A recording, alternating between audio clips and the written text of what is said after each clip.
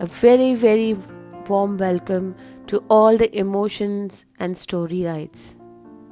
We are glad you are able to relate to every emotion and you're enjoying every story that we bring to you.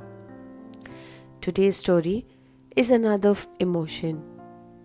It is called fear. The name of the story, The Grip of Fear.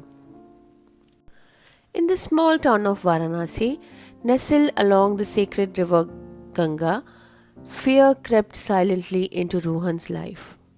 At 27, Rohan was a budding entrepreneur who was recently started a small cafe in the city's bustling Assi Ghat area. The cafe, with its rustic decor and menu of fusion snacks, was slowly gaining popularity among locals and tourists. But behind Rohan's smiling face and polite demeanor lay a constant paralyzing fear, one he couldn't share with anyone. Rohan had always been cautious by nature. But ever since his father's small clothing shop shut down years ago due to financial troubles, he had lived with an underlying dream of failure. His cafe was his dream, but it was also a risk. A gamble he wasn't sure he could afford to lose. Every morning, as Rohan opened the doors to his cafe, his chest tightened with anxiety. Would enough customers show up today? Could he manage the rising cost of ingredients? What if the cafe failed? These thoughts weighed heavily on him, even as he worked tirelessly to keep the business afloat. The fear began to seep into his interactions. If a customer left without finishing his meal, Rohan's mind spiraled into question. Was the food bad? Was the service poor? He'd replay every decision, every menu item, every interaction, searching for flaws. Even the smallest criticism felt like validation of his deepest fear. Rohan's nights were no better.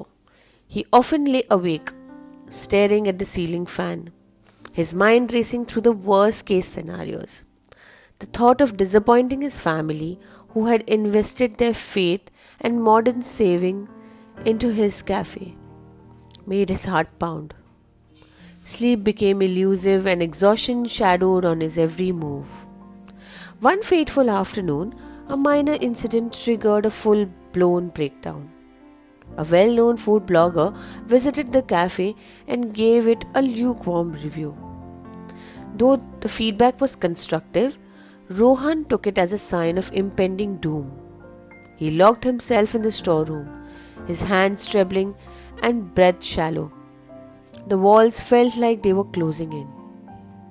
His friend and the cafe co-owner, Aisha, found him and gently coaxed him out.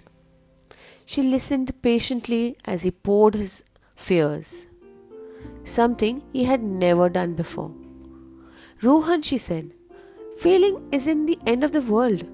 Not trying is. Look at what you've built. It's okay to stumble, but don't let fear stop you. That evening, Aisha convinced Rohan to join her for a mindfulness workshop happening at a local community center. Reluctantly, he went. The session introduced him to breathing exercises and grounding techniques that helped him calm his racing mind. Over the next few weeks, Rohan began confronting his fear. He sought advice from expert entrepreneurs, learning to see mistakes as lessons rather than failures. He practiced mindfulness daily and kept a journal to track his thoughts, separating realistic concern from irrational fears. Varanasi's narrow lanes, once daunting, now felt like a pathway of hope.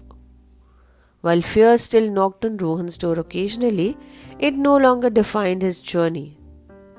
Instead, it became a motivator, pushing him to rise above, one small victory at a time. Fear is an endless emotion. Never leaves you, but you need to know how to tackle it.